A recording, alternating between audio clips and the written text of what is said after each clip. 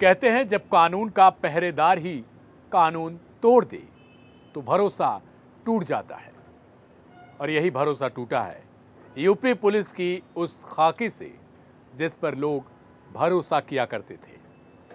कानपुर के चर्चित deputy SP Rishikant Shukla का नाम आज उस अंधेरे किस्से की तरह सामने आ चुका है जो सत्ता, पैसा और रसूख की गंध से खड़ा हुआ है।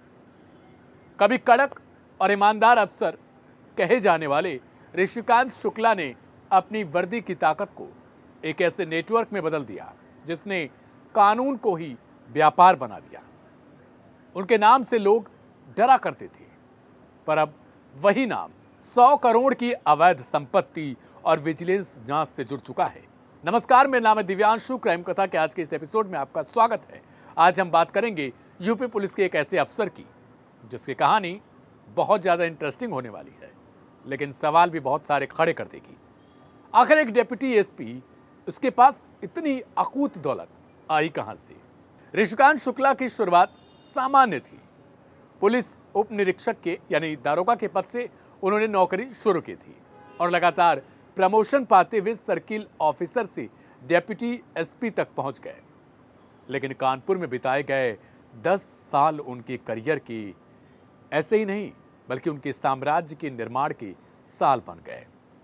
यहीं से रिश्ता बना एक ऐसे वकील से जिसने आगे चलकर इस कहानी को अपराध की पटकथा में बदल दिया। नाम था अखिलेश दुबे। रिपोर्ट्स के मुताबिक शुक्ला और दुबे की नजदीकियां बढ़ी और फिर कानूनी रास्तों के भीतर से ही गैर कानूनी खेल शुरू हुआ। फर्जी मुकदमे तैयार करवाना, जमीन विवादों में पक्ष लेकर दबाव बनाना और फिर आर्थिक लाभ उठाना, कुछ यही आरोप हैं। यह सब उनके सिस्टम पर पकड़ का एक हिस्सा हो गया। धीरे धीरे यह नेटवर्क इतना मजबूत हुआ कि थानों और कोर्ट के बीच एक अदृश्य गठजोड़ आरोप के मुताबिक बन गया। आज इनका नाम राजनीति से लेकर यूपी के हर एक व्यक्ति की जुमा पर आ चुका है। हर पुलिस वाला भी यही सोच रहा है, आखिर 10 साल में 100 करोड़ बनाए कैसे जाते हैं।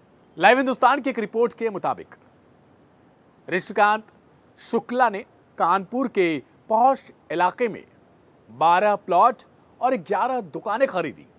इन संपत्तियों की कुल कीमत करीब करीब आंकी गई है 100 करोड़ रुपए। सोचिए, यह सारी संपत्ति या तो उनके परिवार के नाम पर है या खुद उनके नाम पर खरीदी गई। जैसे किसी रिश्ते के नाम पर, घर में किसी भाई के नाम पर, चचेरे के नाम पर, या भाई के बेटे, अपने बेटे, इस तरीके से। जांच में पता चला है कि उन्होंने कई बेनामी कंपनियां भी बनाई हैं जिनके जरिए काले धन को सफेद में बदला गया।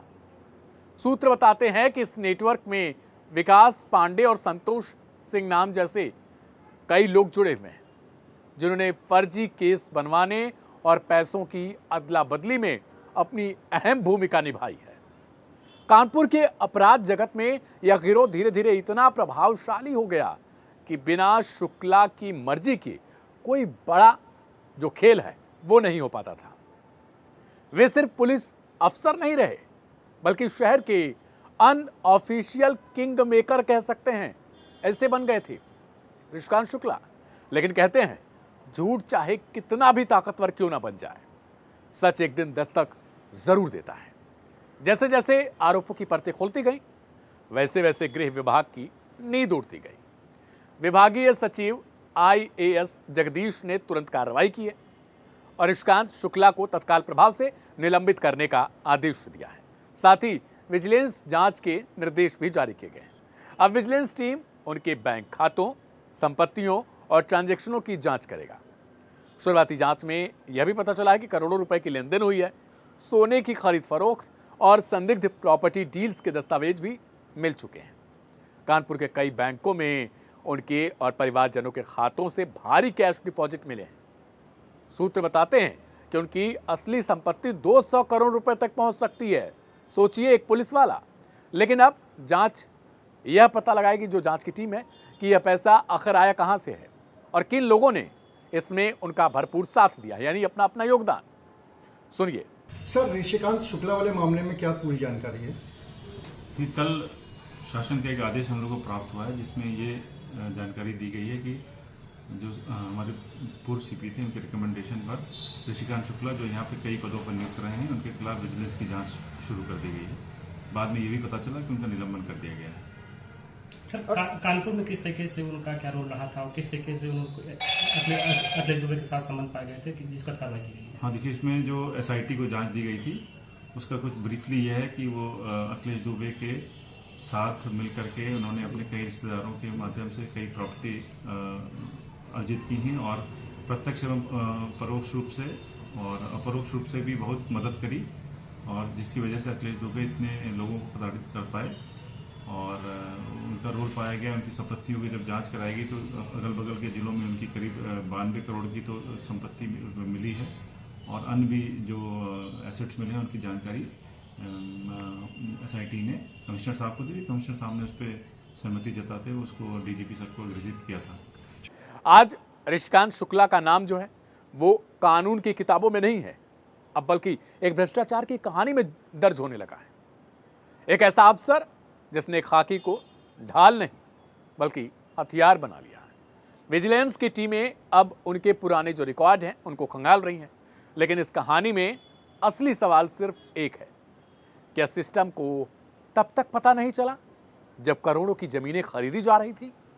एक मामूली सा आदमी अगर अपने अकाउंट में कुछ पैसे किसी से मंगवा ले या कहीं से उसको आ जाएं, अचानक से आप देखेंगे कि टैक्स डिपार्टमेंट के कान खड़े हो जाते हैं, तमाम बड़ी एजेंसियां पीछे लग जाती हैं। लेकिन क्या किसी ने यह नहीं देखा कि एक अफसर अपनी तनख्वाह से 10 गुना ज्यादा खर्च कर रहा है?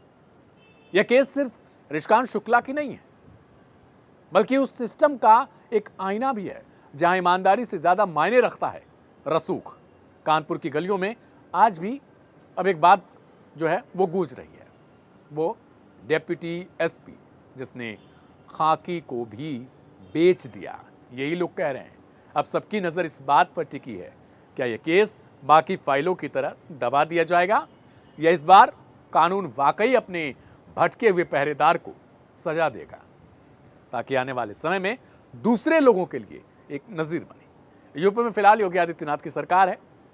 खुद मुख्यमंत्री बहुत दावे करते हैं, लेकिन अब इस बार इन दावों की असल सच्चाई तब आएगी जब ऋषिकांत शुक्ला जैसे लोगों पर वास्तव में कार्रवाई होगी। खबर के बाद, कहानी के बाद आपका क्या कहना है?